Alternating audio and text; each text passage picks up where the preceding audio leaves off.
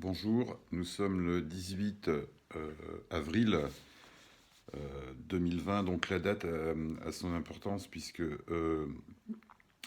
comme les ordonnances arrivent assez souvent, euh, il se pourrait qu'elles deviennent obsolètes assez rapidement. Alors, cette vidéo est la suite logique des deux dernières que j'ai faites où j'abordais l'allocation saisonnière. Qu'est-ce qui va se passer après le 11 mai. Et cette fois-ci, donc, j'aborde cet aspect d'un point de vue juridique, puisqu'il va y avoir des conséquences importantes et des impacts importants auxquels il faut se préparer. Alors tout d'abord, un petit rappel, premier rappel, c'est qu'actuellement, au 18 avril, aujourd'hui, par ordonnance, l'allocation saisonnière est interdite sur tout le territoire français jusqu'au 11 mai, sauf pour les personnels de santé et raisons médicales justifiées ou raisons professionnelles indispensables et justifiées. Donc ça, c'est le premier rappel. C'est interdit de faire du Airbnb actuellement, sauf exception. Deuxième rappel, pour exercer la location saisonnière, donc toute chose égale, il faut être enregistré.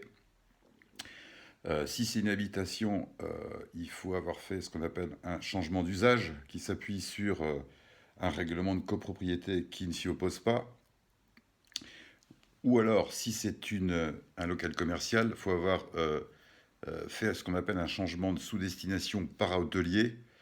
Et également, il faut aussi être enregistré aux impôts pour la collecte de la taxe de séjour. Donc ça, c'est la situation juridique normale hors coronavirus. Alors, le problème... Alors, je ne parle pas je parle pas de Marseille. Je vais faire, si vous voulez, de manière générale. Je vais pas parler de Marseille. Ce qui se passe, c'est que la situation de l'offre en location saisonnière, dans les faits, il y a beaucoup de produits qui ne sont pas totalement dans les clous. Donc jusqu'à présent, l'usage faisait qu'il y avait dans certaines villes une grande tolérance, dans d'autres, ce n'était pas le cas. Euh, Disons que au pire, on se faisait engueuler, on se faisait mal voir par ses voisins ou par le syndic par rapport à des nuisances euh, de, euh, de voyageurs. Et je dirais souvent ça se réglait comme ça par oral, sans forcément à ce que ça aille devant le tribunal. Jusqu'à présent, ça se passait relativement facilement. Le problème, c'est avec l'épidémie, c'est plus du tout la même chanson, et tout ça, ça va changer complètement. Ce qui se passe, c'est que les copropriétaires, ils vont pas du tout accepter ou tolérer des allées-venues de voyageurs dans les parties communes. Pourquoi? Parce qu'ils vont avoir peur du virus, tout simplement. Il y a un effet de psychose qu'on peut tout à fait comprendre, qui sont logiques. Et du coup, la conséquence, c'est que si on n'est pas dans les clous, on s'expose à de très gros problèmes, des choses qui vont se régler de manière assez brutale. Voilà. Regardez, c'est ce qui se passe, par exemple, ne serait-ce que pour des cas simples, c'est-à-dire des gens qui habitent chez eux dans leur logement, qui sont des infirmiers des professions médicales, qui ont des problèmes avec le voisinage, et ça se passe déjà comme ça dans toute la France actuellement. Voilà. Donc là, pour la location saisonnière, ça risque d'être très problématique.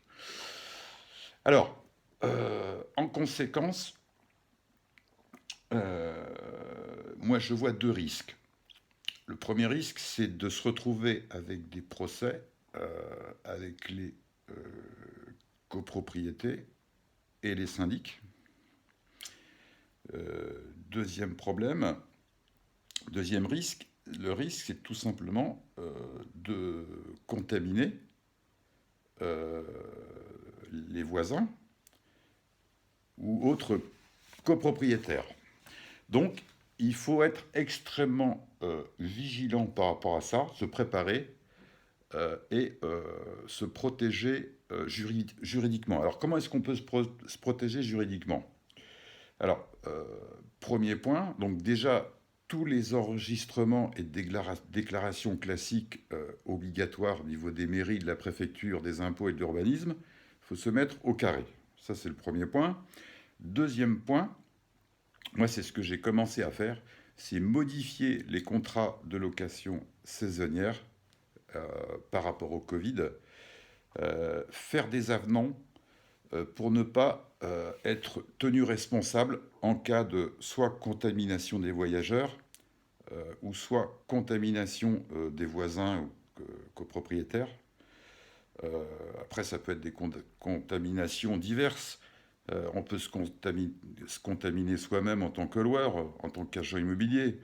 Il peut y avoir des contaminations au niveau du personnel de conciergerie qu'on emploie, etc. etc. Par rapport à la vitesse de propagation du virus, ça peut tomber sur tout le monde. Je rappelle, pour info, pour ceux qui ne savent pas, c'est que Airbnb, qui actuellement est en train de modifier beaucoup de choses par rapport au Covid, aussi pour se protéger juridiquement.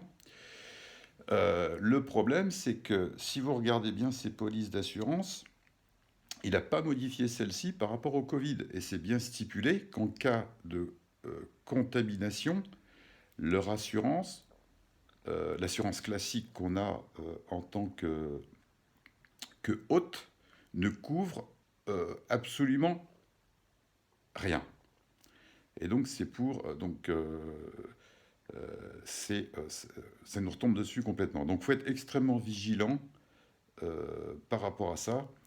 C'est pas si compliqué, c'est tout à fait une question de, j'allais dire, c'est une question de logique comme souvent en droit. Mais en tout cas, on ne peut pas passer à côté de ça. C'est très important. Alors qu'avant, on faisait un petit peu, on pouvait des fois faire un petit peu ce qu'on veut entre guillemets. Là, c'est plus possible. Euh, c'est pas possible. On peut pas s'amuser avec ça. Voilà, bah, c'est tout ce que je voulais vous dire pour aujourd'hui. À très vite.